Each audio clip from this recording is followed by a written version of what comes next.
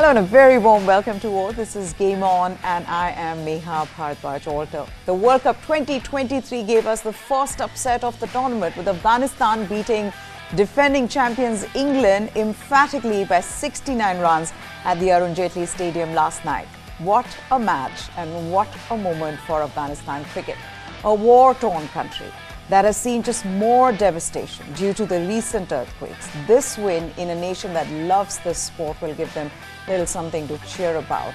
But the fact that Afghanistan outplayed England in every way in a World Cup match will give them the belief, the confidence that they are on the right track. This will give them so much joy. Gurbaz, the way he batted yesterday, Mujibur Rahman first with the bat, then with the ball. The kind of match-winning performance that we got from Mujibur Rahman, and then Rashid Khan with 3 wickets as well. This was an absolutely brilliant win for Afghanistan and for Afghanistan cricket. We will also talk about the role India has played in Afghanistan, shaping Afghanistan cricket. But let's introduce our guests. We have Chetan Narula, who's joined us on the show. Vedam Jaishankar will also be here with us in just a bit. Chetan, but what a huge moment for Afghanistan cricket. It doesn't get bigger than this. And the fact that they won in the manner that they did, that was just incredible. Absolutely. It was an incredible game. In my books, it was probably the second greatest upset in World Cup history. I mean, there's no doubting that. I mean, the first one is obviously India beating West Indies in 1983 World Cup final, and that was 2-time defending champions. And, for a rank outsider team, India was rank outsider in 1983. I think Afghanistan fit the bill perfectly at this point in time in 2023. So, 9th ranked ODI team beating defending champions in a must-win game, in a game where they were probably targeting, increasing their net run rate on a flat surface, on a batting beauty. Yes, the ball was doing a little bit, it was nipping around a little bit. Yes, there was a little bit of turn when you have the likes of Rashid Khan and Mujib and Mohammad Nabi spinning the ball. But 284 against England, I mean, that was never a challenging total. England just haven't arrived in this World Cup, and Afghanistan took full advantage of that. This is only their second win in World Cup history, just their first against England in ODI cricket. What a way to do it. It's just brilliant. The heart, as a cricket fan, the heart fills with so much joy, watching a team like Afghanistan beat, somebody like England. And it was just a game for the ages and something nobody can forget. Okay, we are going to be talking about India's role in shaping Afghanistan cricket as well. But first, let's just look back at what Afghanistan did last night. And there was just one team at the Arun Jaitley Stadium last night that was playing baseball, and it wasn't England. England's World Cup hopes were hit by a shock defeat on Sunday, where the defending champions were beaten by 69 runs in what must rank as one of the biggest upsets in the tournament's history. Jos Buttler chose to field on a flat surface, and England bowlers struggled with the new ball. Rahmanullah Gurbaz, he carted the England bowlers to all parts of the Kotla Stadium. He, along with Ibrahim Zadran, put up a 100-run partnership. Gurbaz scored 80 of 57 deliveries, and he looked good to get 100 before he was run out. The run rate dropped down a bit after his dismissal, but Afghanistan still managed to get to 284 with the help of Ikram Ali Khil, who scored 58 with the Afghan lower order. He was playing his first World Cup match. England's fast bowlers, they had a tough day, in particular Chris Woakes and Sam Curran, who conceded 87 runs in 8 overs. And if it weren't for Adil Rashid and Liam Livingstone, England might have been set a stiffer target.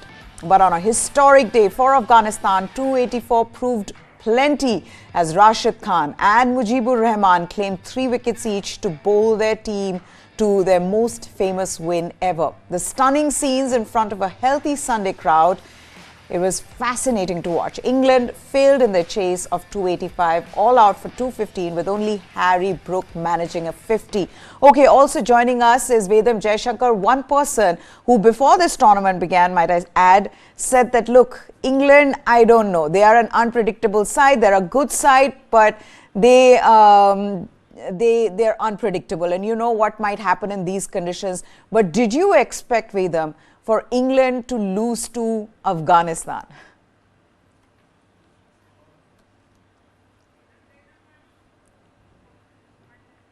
I think, Vedam, you're on mute. Can you just unmute yourself? Sorry. Hi, Yes. Mayor. Can you hear me now? Yes, I can.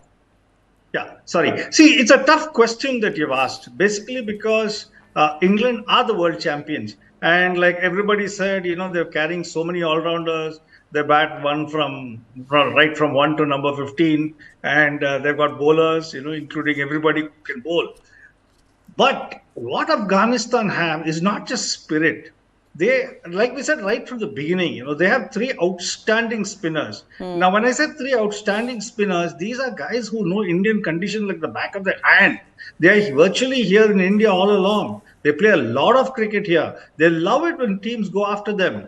And these three spinners have shown with the 30 overs that they have, what they needed was only runs. Once you get 284 against if Afghanistan gets against any team, not just England, any team, and with those three spinners around in Indian conditions, they are very, very hard to stop. And we saw it. And England also, like I said earlier, the problem with England is they have an attitude. They believe that they can play baseball wherever it happens. It doesn't happen at all, because you need pitchers, you need the right pitchers, you need the right bowling. Conditions have to be ideal for that. When the conditions are not suitable, you can't really go wham bam, which is what they tried initially, but then they didn't understand what was happening. But they got confused. They didn't know whether to go for it, defend, whatever they did. Again, it's the asset that Afghanistan have in these three outstanding spinners. 30 overs with these spinners. If they're going to get runs on the board, it is not just England. I think they can beat any side, which is what we said right at the beginning. This side will cause an upset or two. It's just that when they're going to do it. And for England, it's a big wake-up call. Absolutely. If they want to have a chance of qualifying for the knockouts, they need to rise to the occasion, which they were unable to do yesterday. But Chetan, how different were the conditions? Because this was the same pitch where Rohit Sharma was stonking the Afghanistan bowlers all over the park. We were there at the Kotla Stadium, and we felt that the conditions got slightly better under the lights, right? But yesterday was completely different in the way that the pitch slowed down quite a bit in the second innings. And on top of that, yes, agreed that their bowlers, their spinners, Afghanistan spinners bowled really well. But was it that difficult to bat on, as they were chasing? No, I don't think so. I think if you get your eye in, it was, the pitch was going to help you score runs, as Harry Brook showed. And I don't really think anybody can blame the pitch for this particular loss from England. I mean, I think their batting is just to blame. Some of the shots, yes, Johnny Bairstow's LBW was a bit debatable. I'm surprised they haven't called it against the spirit of cricket. So till now. Look at David Malan. He just handed a catch. The ball kept low against Joe Root just a bit. So that was off the pitch. But apart from that, you don't really see Joss Butler's shot. Horrific. Liam Livingstone. What has he done? What has he done in international cricket, in ODI cricket? Yes, T20 cricket, he's done some innings here and there, but what has he actually done? So I don't think, they applied themselves in terms of batting. I don't think so. I mean, Joss Butler's shot. I mean, when I was looking at the score and the way wickets were falling, I was like, yes, this is game on. This is absolutely game on. 284 with every passing wicket, every falling wicket, the target was looking bigger and bigger. But Joss Butler is a clutch batsman. He's played such knocks before. He stays at the wicket and continues playing and picking up boundaries. So I wasn't sure until Joss Butler got dismissed. I wasn't going to call it a game on for Afghanistan, really. But look at the shot Joss Butler played. I mean, wide outside the off stump, he's trying to drive a ball that's coming in from Naveen ul Haq. So I don't think it was just the pitch slowing down. I think it was a lack of application from England's batting. Yeah. We've discussed the way they bat. They attack and attack and attack and attack. But sometimes you just need to take a step back and say, okay, look, this is not how you're going to bat throughout the tournament. We said this against them, when they lost against New Zealand. You can't just keep on batting like that. You just can't keep throwing your wickets away and say, oh, you know what, somebody else will score the run. It doesn't work like that. It just doesn't work like that. When the ball is, yes, the conditions are good for batting under lights, but the ball is still nipping around. The ball is still gripping the surface. And that's what the difference was with Rohit Sharma. He was attacking, but he was not attacking in a mindless way. Ishan Kishan, he wasn't in the best of touch, but he wasn't looking to throw his wicket away. So yes, maybe the square, because it's been used so much, it's slowing down a bit. But it wasn't still that bad. Yeah. You're not be able to score 284 runs. I get it. I also feel, Vedam, and that's why now when I look back, Rohit Sharma's innings was very special. It just now, it sort of tells you the significance of that and on batting in these conditions and what a masterclass that was. Because you saw, how England just could not tackle the pitch. And the Afghanistan bowling, of course. Yeah, Meha, if you really look at the way the Indian team has gone around, they have done tremendous homework. They are well prepared. Even if you look at the choice of grounds, they've gone for big grounds, slow outfields. And I don't believe that the pitch for the Indian teams and the other teams, even if it's the same ground, is the same. Because there are 2 or 3 different clays that they can use. And I believe they are being used. The particular pitch that India is getting is in such a way that, it is slow and maybe even low. And if you look at it, what's happening is somebody like Rohit Sharma understands this brilliantly. You look at the match against Pakistan also. The first 25 overs or 30 overs, they score runs. But then they don't know how to handle later. That's why they're all out for the next 30, 40 runs. But, when Rohit Sharma and the gang came into bat, they decided to go hell for leather because they know when the ball is hard, that's when you can get all the runs. And within 20, 25 overs, all of them, in fact, whether they got out or didn't get out, they were all going for the bowling. So there's a particular, method in what the Indians are approaching it. They have picked players for it, whether it's for bowling or for batting. And you can make out very clearly that there is a strategy that they are doing, and it's paying off handsomely. England, I'm afraid, if you are world champions, you should be world champions all over the world. You can't just be world champions just in your home territory. And England is now feeling the pinch. They have realized that they need to do something else different in India. And right now, at least for the first 3 matches that they have played, they haven't shown that they are up to it. Like I said right in the beginning of this tournament, England's problem is their attitude. It's not their ability. They have the ability. They have an attitude problem. They need to sort that out quickly. You can't carry the same attitude that you have in England and, hope to do well in India. It's not at all like that. It's just like horses for courses. You also need to play according to the situation. And they are just not able to play, at least for the first 3 matches. It's a long tournament. They still have 6 more matches to go for themselves. And if they can sort it out, it's very good. But like I said in the beginning, if you lose to a big team, it doesn't matter. But if you're going to lose to minnows, then you have a big, big problem. And now, after some time, within the next match or 2, all the focus, all the attention is going to be on net run rate. And I believe that the 2 losses that England has suffered in these first 3 matches is going to hurt them pretty badly. No, it'll also come down to the points. Right now, they're struggling for points as well with those losses. They cannot afford to lose more matches. This is what Joss Butler had to say after that loss. And he says that let the defeat hurt this team a bit, which is what he said. Let's put that quote up. He says, I think you've got to let these defeats hurt. There's no point in just trying to move on very quickly. Although we've got to do it as quickly as you can and let it hurt for a bit. Let's reflect and work on the areas that we need to get better. And we must show some real resilience. We've got a lot of character in the group, a lot of guys who've been through lots of good times and a few tough times as well. So we'll show a lot of resilience and come back fighting. Okay, so that is Joss Butler, the captain, saying that this defeat should hurt, given that this will give the team, the camp, something to think about. They need some introspection and come back stronger. But Chetan, let's talk about Afghanistan and how big this is for them. I mean, just to see, they've come close to winning and to constantly keep losing. They're on a losing streak. In World Cups, they've 17 matches, they've won once. To constantly keep sort of motivating yourself, keep telling yourself, yeah, agla wala match, we'll try our best. Let's put in our best. But then again, the results on, you know, another L added to your tally. To be able to motivate yourself and then finally do it on this stage against a team like England, and what must they be going through right now? This must be just the most amazing feeling. Oh, it has to be the most amazing feeling. There's no doubt about it. Somebody like a Mohammad Nabi, I was just reading a statistic. I mean, he's gone from playing list A games against Egypt and Bhutan and Nepal and Malaysia, and now he's beating England on the world stage. It doesn't get better than this, does it? I mean, 150th ODI, this is how you celebrate, score a few runs, take a few wickets. Same for Rashid, same for Mujib.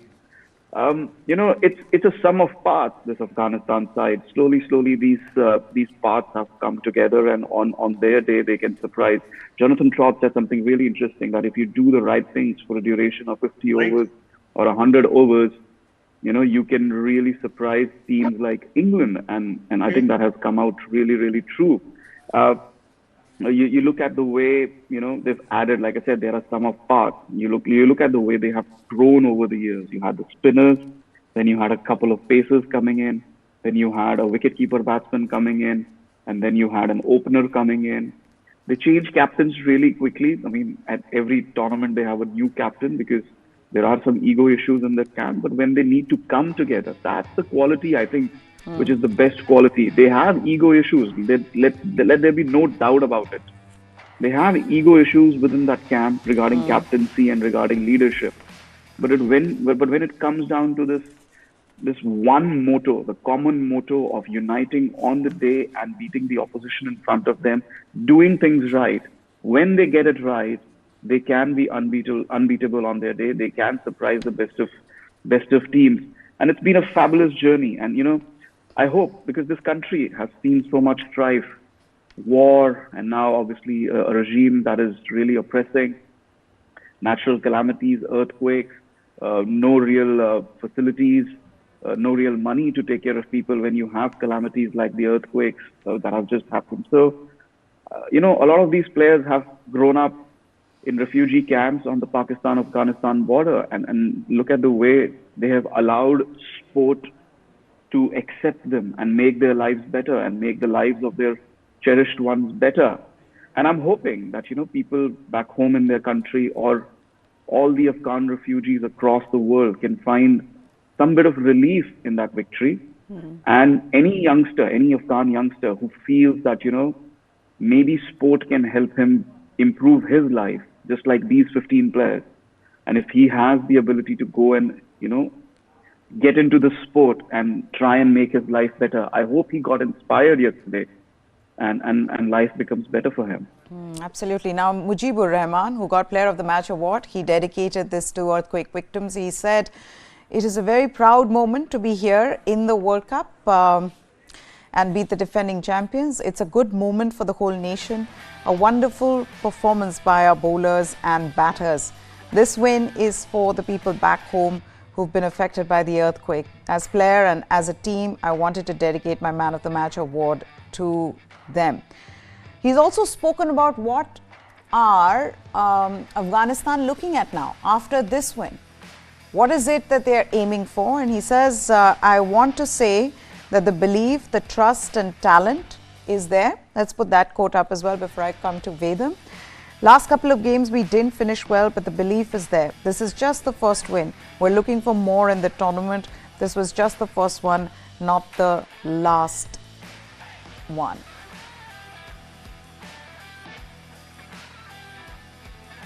Vedam, what stood out for me was the fearlessness in this side when they were playing against a team like England.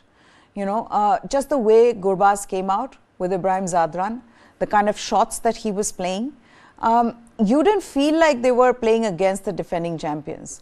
And I know that they've played enough in the World Cups to not be overawed by the occasion. But having said that, you still have nerves. You still think that, you know what, can we do it again? And he's a young guy, Gurbaz, to be able to play an innings like that. He looked good for 100, unfortunately, that run out. What do you think, what can that be attributed to? That, you know, they just came out attacking. It's almost like they wanted to win this much more than England did. Yeah, on that last point, I definitely agree with you, because they look far more hungrier than England ever looked at any stage. But again, when you look at somebody like their opening batsman, who, you know, you have nothing to lose. You know, you are expected to lose to England, and the whole world thinks that you're going to lose to England. So you can go for it. There's no pressure really on you. The pressure is all on England. And the way your shots they pulled off, a hard ball, new ball, open fields, you know, and the pitch was playing at its best. And the way he got going, you know, it was an incredible display of batting. And England actually have not been bowling well at all. We saw that against New Zealand, and now again we've seen that. Either England is not sure of the length or line they have to bowl on these pitches, or they have played too much of cricket and they are too tired. But I don't buy that second argument. You know, they are professionals. They know how to pace themselves, and they know how to look after themselves and lift their game for the right game. So I have a feeling that they have erred in both their length and line. They have not realized how to bowl, and their bowling is now actually turning out to be a big bugbear rather than a strength. And on the other hand, Afghanistan, of course, they bowled brilliantly. And like Chetan said, the vicarious thrill that they'll get back home, that Afghanistan is doing so well, is, I mean, it's stupendous what it will do for them to lift their spirits, you know, at a tough situation. Will they win another match? We don't know. But the fact is they won a match. You don't expect Afghanistan to go and win the World Cup. But, you know, if they are a serious side and can cause an upset or two, which you've been seeing right from the beginning. And if they can do one more upset, and if that upset benefits India, why not? We'll back them, just like the Delhi team backed them, the Delhi crowd backed them. Yeah, this problem is going to, you know, this has become quite a problem, Chetan, the problem with England bowling.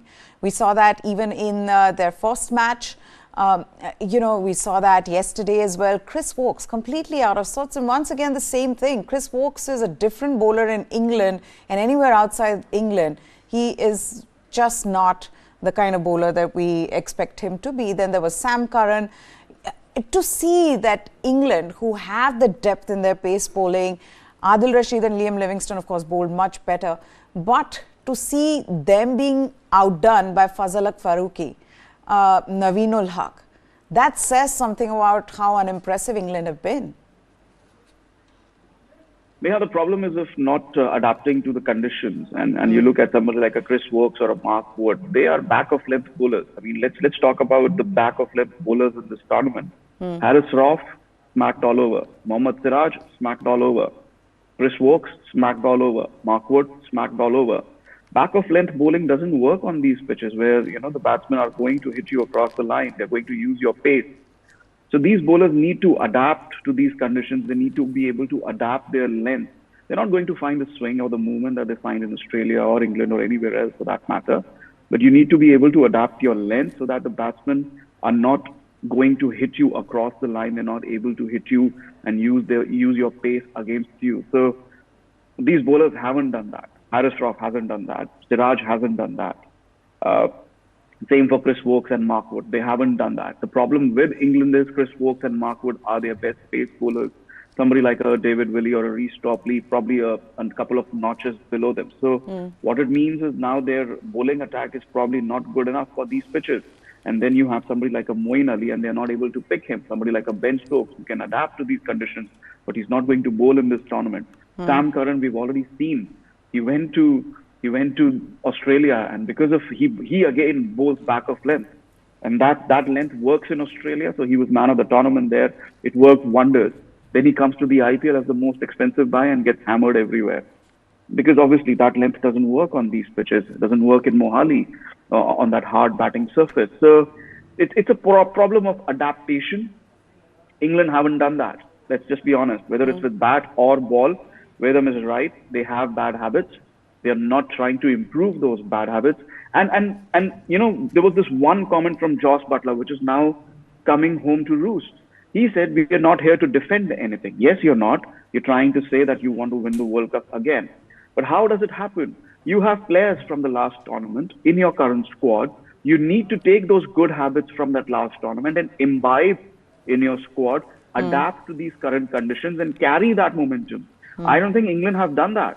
They're just trying to approach this as a completely fresh tournament, and that's not going to work out very well for them. This result has opened up the tournament. Australia must have been laughing themselves out to bed last night in Lucknow because, yes, they are 10th, but they've just been given a lifeline. They've just been given a lifeline. True. England have just beaten Bangladesh. You can assume Australia can beat Bangladesh, so they are on equal pegging with England at the moment. So Yeah. I think Australia have been handed a lifeline.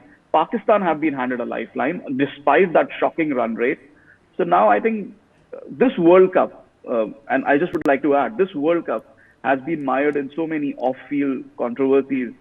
On field, it's been such a blast thanks to Afghanistan, England and Australia. So I think it's going to be really interesting going forward from here.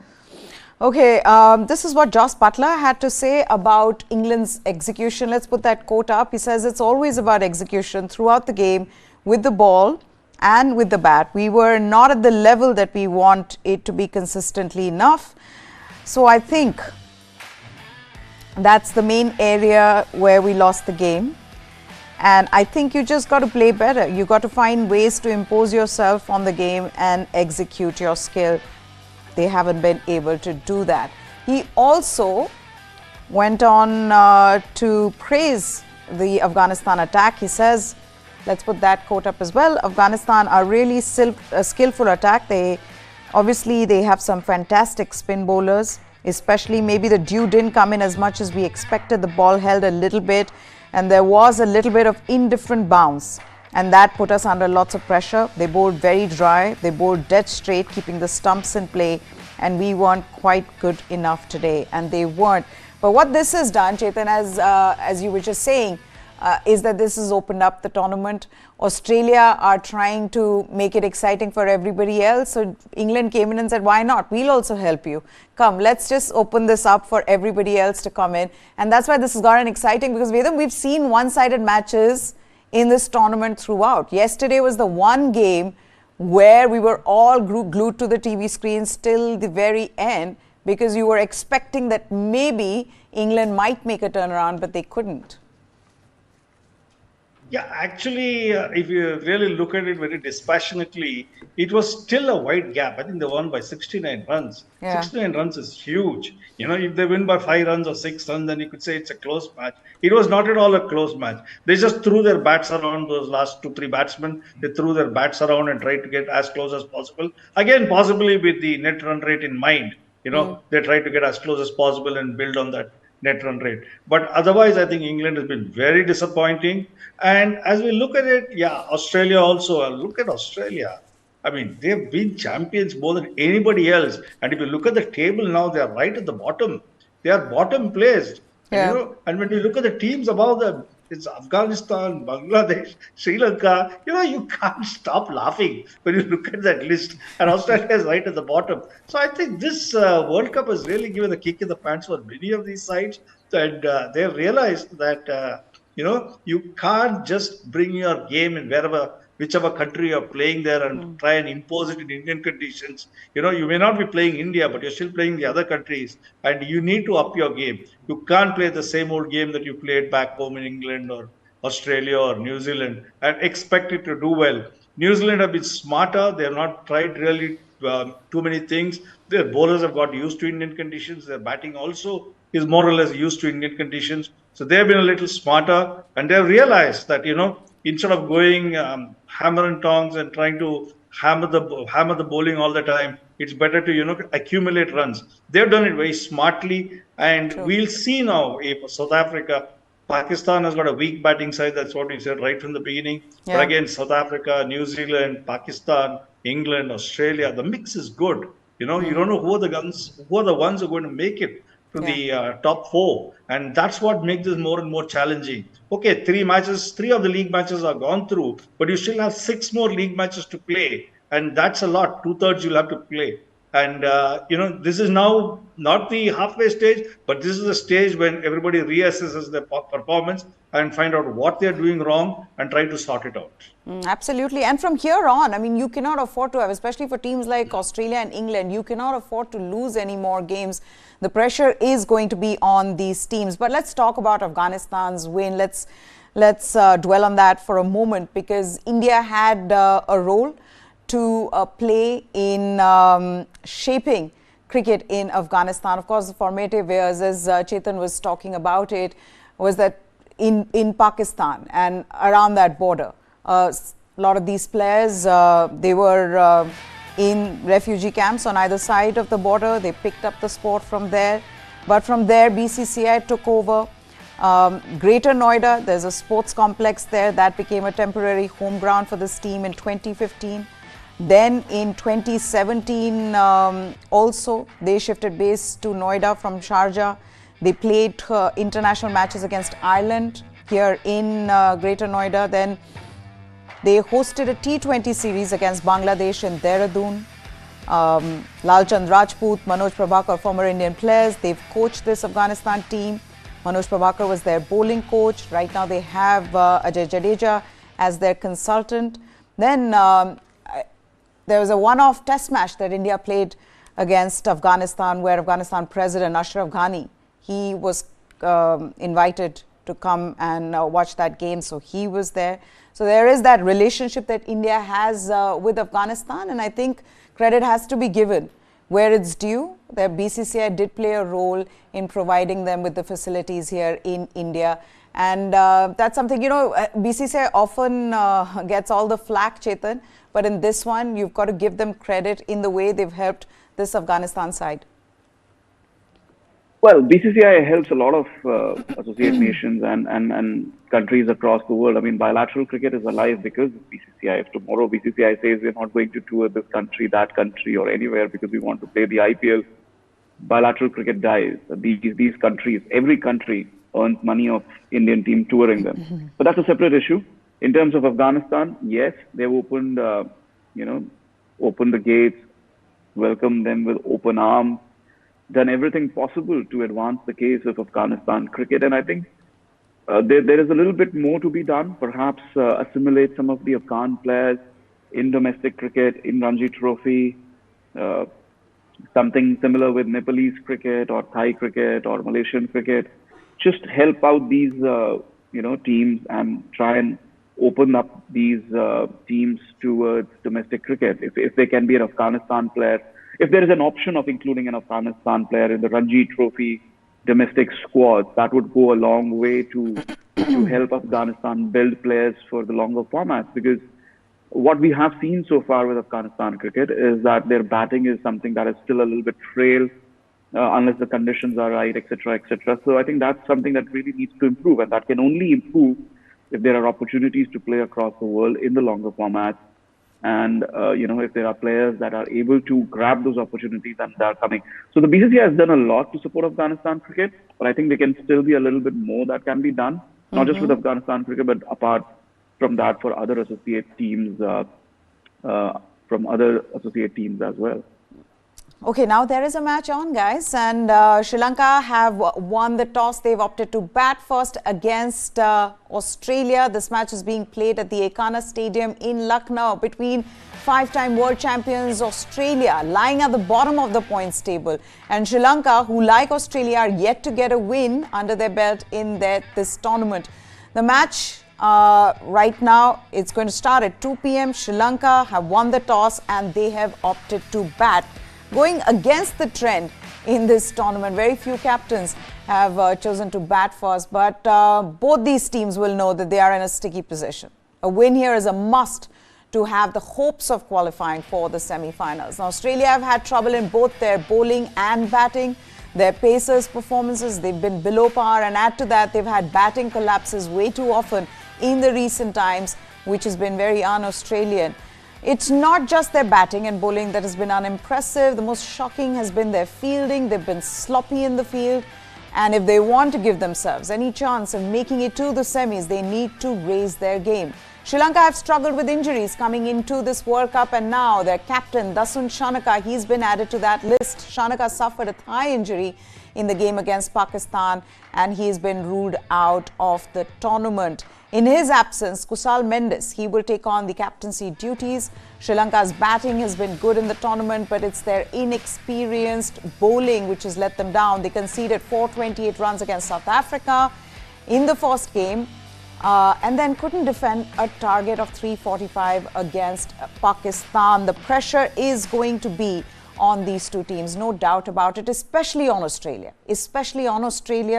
because nobody expected them that after two games they'll be lying at the bottom of that points table. So the pressure is going to be on Australia. Now this is where they also lost to South Africa. Can they come back in these conditions? Chetan, let's just talk a little bit about that. Sri Lanka, having won the toss, chosen to bat first. How are you looking at this game? What will Australia want to do today? Australia have to win, Meha. Simple as that. I mean, they're 5-time champions in an unprecedented position of being 10th in the table with no points. Sri Lanka at least have 2 points on the table. So, I mean, I was just reading the reports that are coming out of Lucknow. It's a black and red soil mix of pitch.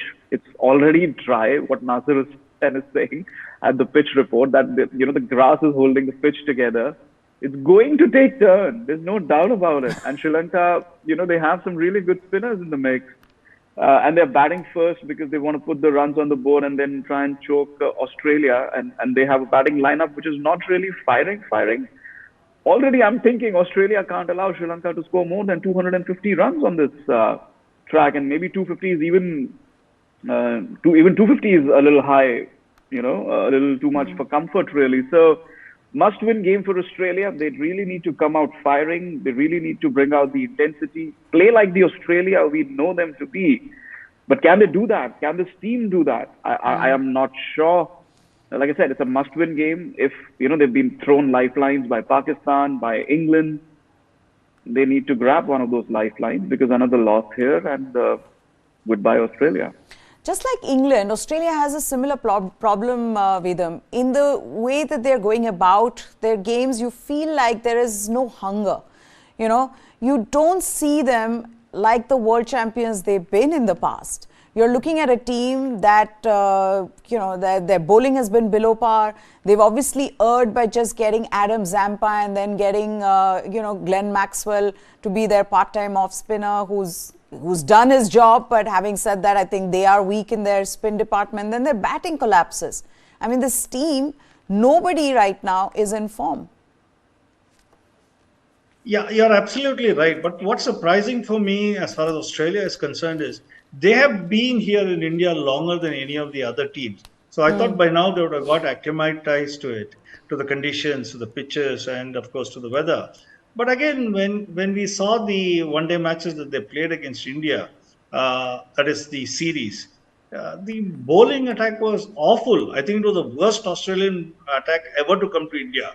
And we had no idea why they simply didn't bring some of the better bowlers. I'm sure they have a lot of better bowlers in Australia, but what we saw was atrocious. So really, if you look at it now, the 3 pacers are not being pushed.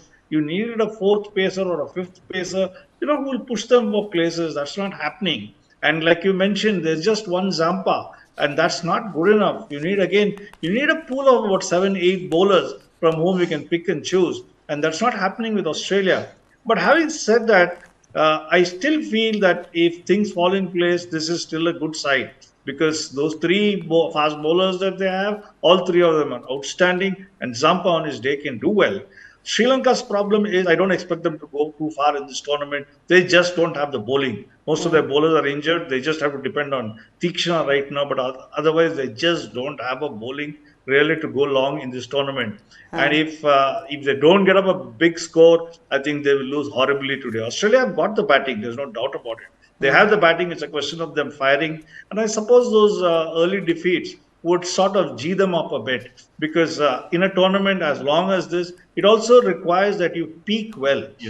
You start well, they've not started well, but then they can still pick themselves off the floor. They are right now at the bottom of the floor at number 10. They can pick themselves off the floor and work themselves up. They still have a chance because they have it in them. The batting is there, the bowling is there.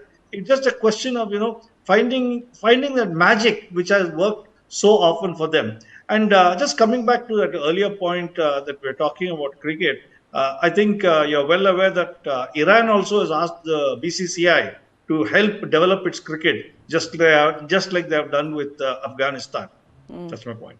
Okay, now let's take a look at the playing 11 for both the teams if they are ready. Australia are playing the same team, so there are no changes there.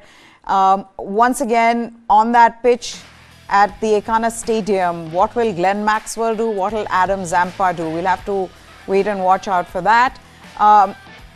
The fact that Sri Lanka have chosen to bat first will also come down to how well Kagiso Rabada bowled Chetan in the lights, right? I mean, here we saw something that was completely different from what we've seen in the tournament, where under the lights, the ball was doing so much. Of course, it's not that Australia shouldn't be blamed for the way they batted, but Kagiso Rabada and South Africa were really on top of them in the second innings. Well, Kagiso Rabada made me feel good about myself because before the tournament started, I had picked Lucknow as the one venue where we're going to see the most impact of dew.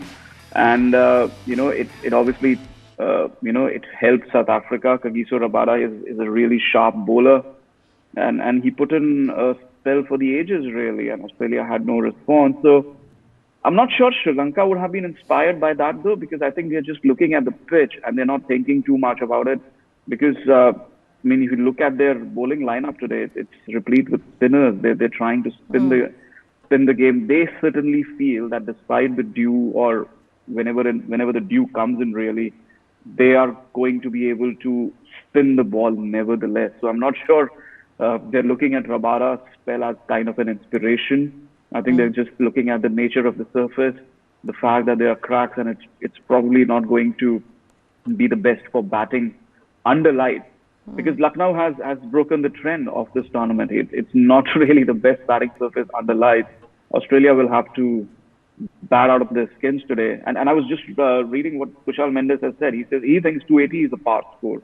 I'm not so sure. I don't think it's going to be that high, the par score. I think 250 is what Australia will be looking at. 280, and we're looking at a repeat of what Afghanistan did to England last night. Okay, so for all of you who are just joining us, Sri Lanka have won the toss at the AUS Stadium in Lucknow. They have opted to bat first. This is what Kushal Mendes, the captain who's come in place of Dasun Shanaka, who's injured. He says we'll bat first. The wicket is looking good and it might turn a bit in the second half. We have two changes. Dasun and Matisha are not playing. Matisha Patirana is also injured. Chamika and Lahiru Kumar are in for today's game. He also added that Dasun's absence, he says Dasun's not playing, really important match today. Par score might be 280 to 300. Hopefully we can manage that. And Pat Cummins says we probably would have batted as well, but don't think it's too big a difference. The last 2 days we had training sessions and everyone's very clear on quite a few areas we need to sharpen up. We are playing the same team. Which is the other thing? Have they gone wrong also in getting their squad right, Vedam, for these conditions? I would suppose so, because if you have two good fast bowlers and somebody like Stoinis and Mitchell Marsh doing the third bowler's job, that would have been fine. But their problem is they don't have a good second spinner. Zampa is there, but they don't have a good second spinner. So they're making do with Maxwell and maybe one of the others, but they just don't have a second good spinner. I think that's the challenge for them. Another thing is, because India is such a vast country, the weather conditions are different. They don't know when the dew will fall. Some venues there is dew in the afternoon or late evening, and some venues is totally dry. So they are, I think, a little perplexed by it. Some of them are confused. They don't know they don't know when the dew is going to fall. But they all know that the ball gets soft. By the time it's about 25-30 overs, the ball gets soft, and that's become a big challenge. Whether you hit your way through the first 20, 25 overs and then milk the bowling for the next 25 overs. Whether you do that or you just play a long innings and go on for 50 overs. So I think these kind of strategies are really confusing them. And in between, you come across various clays that is being used for the pitches. So I think all in all, the mix that they've been given has left many of these teams a little confused. It's not like playing back home. You need to reassess each and every match every time, and that's simply not happening.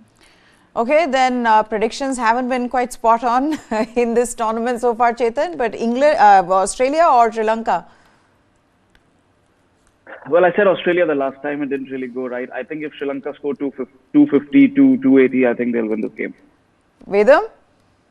Yeah, Australia has played the tough matches. They played India, they played South Africa. So now I think it's a lot of easy matches they're going to have. I would put Australia far ahead of Sri Lanka, especially as Sri Lanka's bowling is not up to the mark. Problem. Okay, with that, we're going to wrap this up. Completely out of time. Gentlemen, Chetan as well as Vedam, thank you so much for taking the time out to join us here on the show. Well, that's it then on this special. News 9 Live is what you need to subscribe to for all the latest from the world of sports. For now, goodbye. Thanks for watching.